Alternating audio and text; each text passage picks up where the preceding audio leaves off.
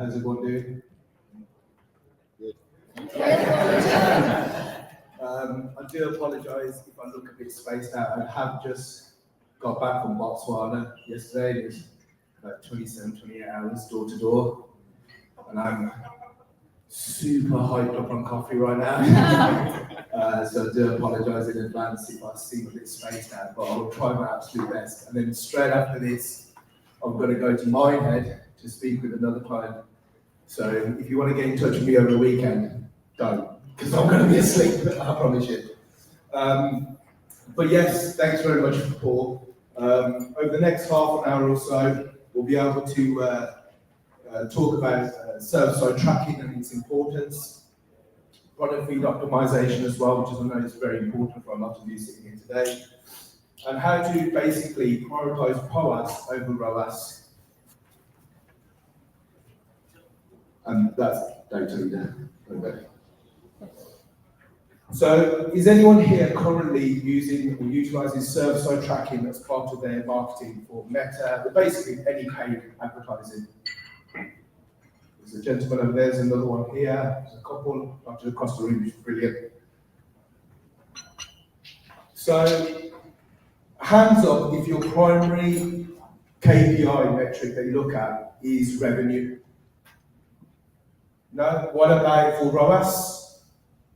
There's one here, there's a couple dotted around as well, brilliant. And anyone for POAS? There's one gentleman here, and there's another one over there as well, brilliant. Okay, cool. So, server-side tracking, which some of you will know about, is currently, in my opinion, the best way to track your paid advertising. It's not reliant on the browser's, the user's browser, your customer's browser data. It's essentially your servers getting that information and putting it straight back into your paid advertising. In this case, let's just assume Google Ads for now. You might have come across when Meta had that whole thing with Safari. Do you remember a couple of years or so ago? And that was a big problem. And again, cookies is a big problem in this industry. Someone's blocking it, someone's not blocking it, this person's doing this, and there's loads of different browsers out there, and this is why server-side tracking basically just bypasses all of that. You get better quality data going back into your ad platforms, so you can make better strategic decisions going forward. There's a quite a staggering statistic which we come across, I'll be honest with you, hands up, this was done a couple of months ago, so the numbers may have changed, but for now, I'm going to assume that this is still correct. Up to 40% of shopping spend is wasted on products that are not yielding any profit at all. And that's quite alarming, if I'm honest with you. And a lot of that comes down to feed optimization, it could be down to pricing, it could be down to stock issues, whatever it may be. So, the way we kind of look at it is either over a 30 or 90-day period to kind of filter out those kind of products that are not yielding any profits, basically. Because ultimately, that's what you're advertising, that's what you're in business, is to make profit, unless anyone here right now tells me differently. Thank God for that. I did not have an answer whatsoever. So, what we had a look at, so DataLeadr was kind of born out of frustration, basically, from an agency perspective. We advertising these products, services, whatever it may be, and we were getting great ROASes. We were like, hey, Mr. Client or Mrs. Client, we're making a ROAS of 50 or whatever it may be. It's like, yeah, but we're not profitable. We're not profitable. We're not profitable. We're not profitable. So, okay, so Chris, how do we kind of tackle this? How do we kind of get over this? What can we do? And it comes down to maths, basically, and luckily, I'm okay when it comes to numbers. Please don't give me a maths question like that. So we kind of developed DataLeadr at the back of that frustration. So what we then started noticing is that even though for some of our clients were making X ROAS, whatever it may be, when we actually boiled down the numbers and we had a look at the per SKU net profit, and I just want to just kind of go into that a bit. And I know I don't want to teach anyone here to suck eggs, But when I say net profit, I generally mean after your ad spend, because there's a lot of platforms and agencies out there, not to point any fingers, because there's definitely no one here that does this. There's obviously a difference between gross profit and net profit, right? As I'm sure everyone knows. A lot of platforms out there, they say profit, profit, profit, profit. When you read their small print, they're actually talking about gross profit. Gross profit doesn't pay your flipping bills, net profit pays your bills, and that's what you should be bidding on. And sorry that I get quite aggressive there, it's because it pisses me off to a level that you cannot flipping believe when I see on LinkedIn, hey, we do profit, and there's a platforms out there that I'm sure you've come across, there's a big one out there, they're kind of up and coming, and if you read their small print, they talk about gross profit data, and I'm like, okay, that's fantastic, go talk to somebody who gives a shit, because all I care about is net profit. So when we had a look at this is one of our existing clients, when we had a look at their data, we found out there's nearly £8,900 worth of losses happening. So basically, we were spending money on products that are actually not yielding any type of profit, let alone gross profit, not any type of profit whatsoever, which is about 17% of their ad spend. So we were like, that's a problem. How can we reallocate that budget into products that actually yield money and actually yield net profit? So what we started to do was something called stop loss, which I'll get to in just a minute. But once we implemented that, the next 30 days look like this. Now, you're never ever always going to get rid of wastage in an account. That's just not going to happen. Let's just be realistic. But we need to mitigate it as much as we possibly can. That's why we implemented our strategies and we reduced that 89, so I think it was 88 down to £311 of wastage that was happening. Another thing that we had a look at, a lot of clients want to scale. I think Megan previously touched upon it, scaling was very difficult, and obviously you brought in a new person and they're scaling it, and that's fantastic. But the question always comes to go is, how do we scale? How do we, spend, instead of spending £20,000 a month, how do we spend £100,000 a month, whatever it may be? And the numbers are all fantastic, we're making money, but every time we want to scale, or every time we try to scale, things go pear-shaped. So how do we kind of like look at the numbers and go, right, or the campaigns and go, this is the campaign we need to spend money on, this is the products, etc., etc. And then that comes down to projections. So in your Google Ads account, or your Metric or whatever it may be, you can actually have custom columns set up. And you can basically do these projections for you based on what's already happened. So that's essentially what we created. So if a particular client said to us, and in fact there's one actually here today, I'm looking at it right over there right now, that wants to look to scale. Now, it's all fun and games saying, oh yeah, we want to scale, but it's okay. Well, which campaigns are going to get the money? Which campaigns are going to do this, or which products? So essentially, when we have a look at what the projected net profit is going to be for said month, that's where we put the increase in the budget for that particular campaign. So instead of £100 a day, it might be £200 a day, whatever it may be, you do incrementally. By doing that, you can also measure different things such as projected number of conversions, conversions by conversion time, revenue by conversion time as well, and ultimately your POAS and obviously your net profit. Now, sometimes when you increase your budget and your net profit is going up, your POAS can go down as well. That's not to worry about. As long as your contribution margin isn't increasing, that's your North Star. That's all you need to worry about. And this basically, DataLeadr helps you make those strategic decisions on going, right, this campaign is going to get this much budget or extra budget, whatever it may be, based on all the data that you can see. And of course, as well, feed rules is very important. So this is just a quick snapshot of some of the rules that you can have in DataLeadr, but the possibilities are pretty much almost infinite. So we have here a couple of rules. So if the POAS is greater than 3 and you have more than 10 conversions, add a label, say high intent, for example.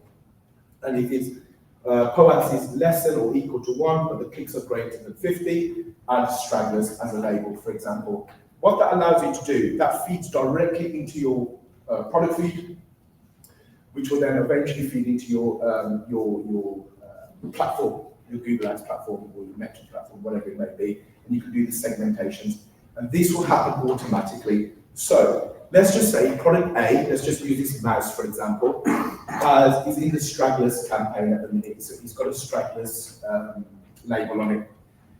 Now the next day, then all of a sudden, for whatever reason, it meets the criteria to be in the high intent campaign, so the high intent label, sorry. It will then, data will then automatically identify that, move it within your feed, and it should then automatically go back into your campaigns as in the high intent. So then you can increase or decrease again, whatever you want to do with your campaigns to strategically push those products, because the products in theory that are in the high intent campaign are the ones that are yielding you the most net profit. And then obviously you can increase your budgets accordingly to yield better results.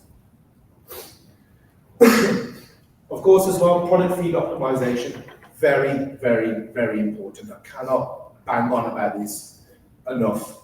There's many times where we've seen products on the search engine results page that ultimately do not meet this. You've seen a couple of examples that we've got a couple of calls, or Chris has anyway, a couple of calls later on today with potential clients. And we always try to do our due diligence, if you will, as much as we possibly can when we have a look at the search results page to see what their current products are like, as much as we possibly can. Of course, we get the nitty-gritty when we get the conversation with them. But some of the things that you should always take into consideration, these are the core, what I call the core product feed optimization that you should be doing. So of course, your titles should be no longer than 150 characters. And of course, it should have your brand, your model, your variant size, and your color, etc. So again, if you're selling trainers, because it's the easiest one, if you're selling night blue trainer size 10 for women, that's essentially what should be your titles, essentially. So for women, size 10, blue, night trainers, whatever it may be, Air Force 10s. I don't know, I'm not really into fashion, I think you can clearly let me tell here, right, yeah. I mean, I've got these trainers at the present, I didn't know what they were called until half an hour ago. But of course, as well, GTINs and the other identifiers as well. I know that AE Leisure, you sell obviously your other brands as well, so making sure that your GTINs are all in place as well, because these are very important things for Google and Meta and Microsoft, etc., to identify your products. So again, the quality of the feed increases. Price as well. Again, do a lot of competitor research into your into the prices. There is a partner that we work with called Price Master. Please ask Chris, is the ugly looking one on the paid ads table. Ask him a little bit more about that. And essentially, it's a really good way for your product, to your pricing to dynamically change depending on what your competitors are doing. Also as well, imagery. Please, guys, please make sure your images are up to date. There's many times when you see in the background, it's a black image, or it's not as big, or it's too wide, or it's this, that, and the other. I know previously, I'm looking at Megan here, again, I'm so sorry, I don't know nothing about my makeup, but for eyeliners and stuff, which it looks like a pen, sometimes they can be disapproved because the image is too small. So obviously make sure that they're all up to date and all correct. You can easily sort this out. A lot of these you can sort out very easily with a supplemental feed. It's very easy to do. You can just honestly, you can just bang it out in a Google Sheet, if I'm honest with you. If you don't know how to do it, it's very straightforward. There's loads of YouTube tips out there on how to do it. Product category as well, that's very important. Of course, if you're selling trainers, they will fall under shoes for Google's taxonomy and Microsoft. By the way, the reason why I say Google quite a lot, because Meta and Microsoft pretty much just piggyback off Google. So if you've got a Google Merchant Center, it's pretty much the same thing. You can plug that Google Merchant Center into your Microsoft ads as well. And this is kind of similar to Meta as well. As long as your primary feed or your supplemental feed is up to date, you can just plug that straight into Meta as well. But yes, your product category, make sure that's all up to date as well. Make sure that's all filled out, because this is something that basically tells Google or the paid channels what that product is, what category does it fall into, essentially. There's many times that we've seen invalid traffic when we're auditing accounts, and it's just something so simple as just going, do you know what? If we was to upgrade the quality of the feed, naturally you'll get better quality traffic come through. It's just as simple as that sometimes. And obviously Google product categories plays a big part in that. And like I mentioned, the titles and the imagery, of course, make sure the imagery is up to date, but of course as well, you can sort of keyword stuff your titles as many times again that we've seen poor product feeds, which some of it can be just such a simple fix. I know it's a very mundane task. It's just constantly looking at the same things, and I know you've got other things to do like running a business, but it's something that's very, very, very important. The better quality the traffic, more likely to convert, the more money you're going to make.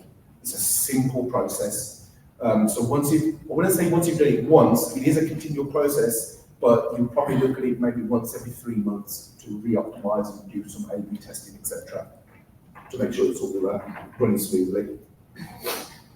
So, bit of a question here then. So if you spend this 10 grand and you make 100 grand back, obviously a ROAS of 10, are you profitable? Well, that is a question. No. See. Yep, you're absolutely right. If you don't know if you're profitable, there's not enough information here. The thing is with these channels, ROAS is a yardstick that was just invented because it fits everyone.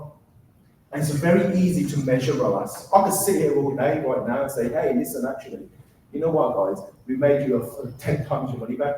And you're like, oh, fantastic. And when you actually look at the numbers, it's oh, actually, we're losing money here. Or actually, we only made a grand. That's rubbish. I'd rather make, let's just say hypothetically, £30,000 revenue, but have made 10 grand back in net profit, because that's ultimately what matters, and that's what should be your North Star. As mentioned, ROAS, again, measures your turnover and not your profit. It ignores your VAT, your cargo shipping fees, payment fees, refunds, and so on and so on and so on. An interesting conversation we had with a client a while ago, this whole clothing. Clothing is notoriously known for having refunds. I'm sure my wife has at least 6 packages delivered a day. Do you know what I mean? And you're always buying skirts and dresses, whatever it may be. And she returns at least half of them all the time. So ROAS will say to you, hey, you made 100 grand, that's all fun and games, but if 50% of that returned, you actually didn't make 100 grand, did you? And then you've got to take into consideration your VAT and so on. So this is why profit is so important. So what we did, DataLeadr, we developed a system where it will take that into consideration. So naturally you put your costs in, you put your shipping fees in and all that kind of stuff and so on and so forth. But also what you can do is also put your returns in there over a 3-month period. So for example, if you sold 100 of them, you have 50 returned back, that's obviously 50%. And naturally what happens is your contribution margin per SKU then decreases, because that's something that you need to take into consideration. I always say to most agencies that we speak to, or most clients that we speak to, rather under-report than over-report, because then you can make better decisions. But you need to take that stuff into consideration with refunds when you do your optimizations and obviously when you want to look to scale a specific channel. Profit-based bidding. So again, this is a bit of an interesting one. So profit-based bidding will always be ROAS, unless anyone here tells me otherwise. No, thank you, because I didn't have a response for that one either. So one of the things you can do with server-side tracking, you can manipulate the purchase event. So instead of sending back revenue data, you can actually send back the gross profit data. And I know 10 minutes ago, I just said gross profit is the one. But what you could do is send that gross profit data back into Google Ads or Meta, whatever it may be. So let's just say, for argument's sake, let's just keep the numbers easy. Your product sells at £10 excluding VAT. Your cost is a £5, and that's including your shipping and everything like that. So that means you made a gross profit of £5. That £5 goes back into ads. What you can then do with that, you can basically start to bid in a little bit more aggressively into your paid channels. So you can then start to go, right, Google, because Google will still, and Meta and so on and so forth, will still always think that it's actually revenue, but it's not. We know that it's not. So instead of having a ROAS target of, let's just say 500%, you can actually hypothetically have one now for 150%. That opens the floodgates open ever so slightly, and then basically Google's, like I said, it thinks it's chasing revenue, but really it's chasing gross profit. And then essentially to work out your net profit at an account level, you just minus your revenue from your ad spend, and that's how much you've got, essentially. But it's the best way in order to help you scale more effectively, because now you can see how much profit is actually being generated at the campaign level as well. Stop loss. So this is when I was talking earlier about from the 80, 800 down to 300. So this is where what really set us apart in the industry, I like to think anyway. So, like I said, we were always having this problem that products are just hemorrhaging money. What can we do? We can't just pause them, can we? Or can we? We don't essentially know the answer to that. So it's like, well, how do we kind of like work out, where to put our money, which products and what to do with it? We're just in this vicious cycle, or every single month. It just always happened. So essentially, one of the things that DataLeadr does, and as far as I'm aware, I'm going to make a big claim here, so hopefully right, we're the only people on the planet that does this automatically. What stop loss does is, if a product is no longer net profitable, it will automatically pause that product in the feed, automatically. What we can then also do is, if a product is not being profitable for the past 90 days, it will then say, do you know what, guys, this product, you're trying to sell it, it's just still not profitable for you.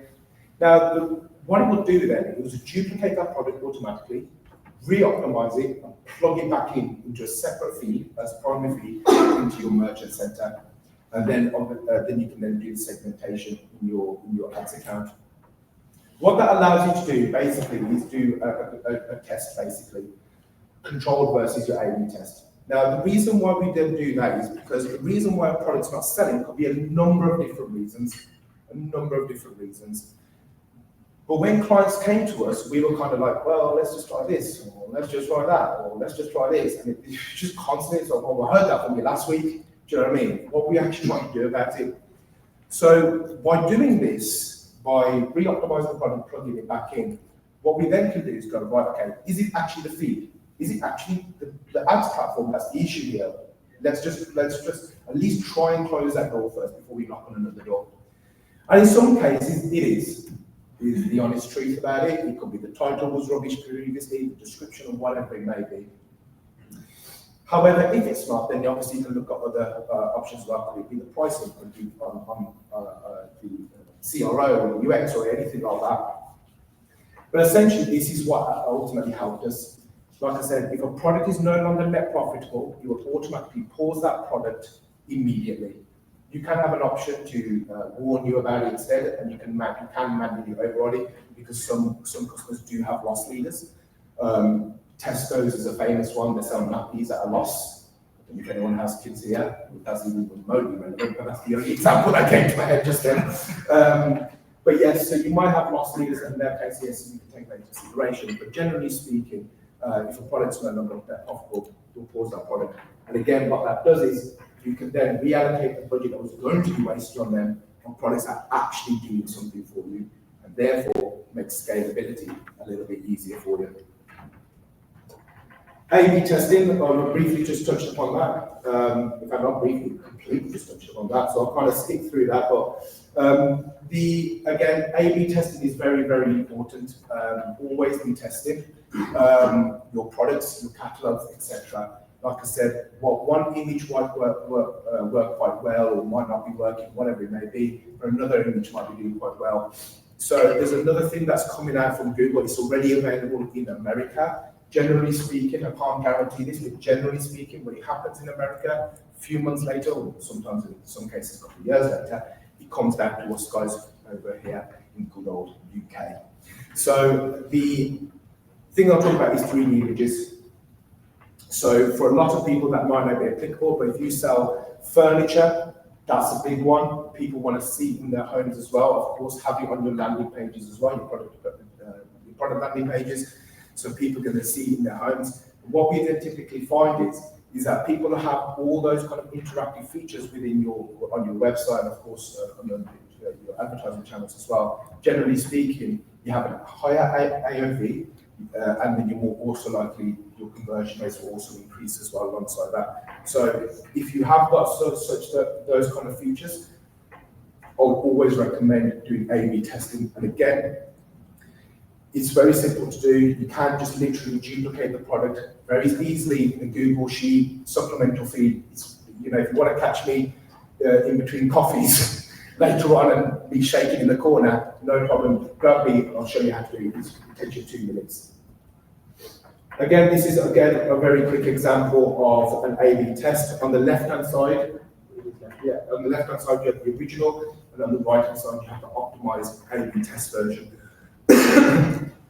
So on the left, you see here the product that unfortunately was not yielding any profits, etc. And on the right-hand side is the re-optimized version of it, and that gets plugged in, like I said, into your feed. So one of the case studies that we have here, so a client reached out to us and said, hey guys, I'm not making any money here, like that, do you know what I mean? The RAS is relatively okay, but we're just still not making any money, so like, what can we do essentially? So what we then did was, like I said, plugged in DataLeadr, identified the losers, pause them straight away, and that's one of the first things we did, other than like optimizing the feed as well. The most important thing we've done was stop loss.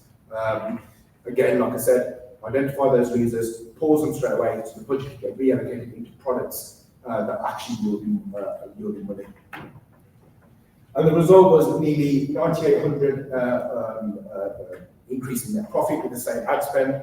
The POAS increased to 156% from 112, and the non-profitable spend went down to 53%, and the SKUs reviewed in this case. I'm pretty sure that's wrong, that's not 17. I'm pretty sure there's more than that. So I do apologize. Again, hyped up on coffee, so I do apologize. But yes, so I'm just going to say 17 for now. So by doing those simple little things, you can make a world of a difference to your bottom line overall into your marketing channels. And thank you very much.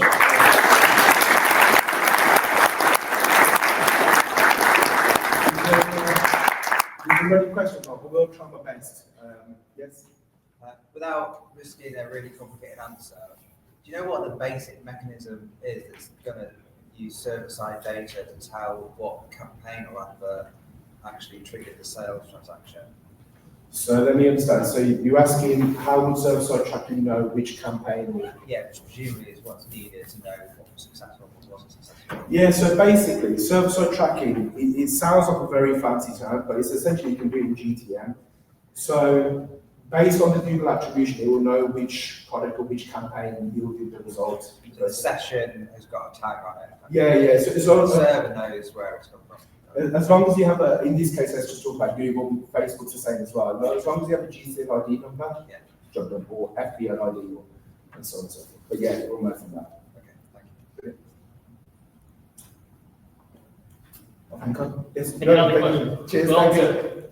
All right, Yeah, thank you. Thanks very much.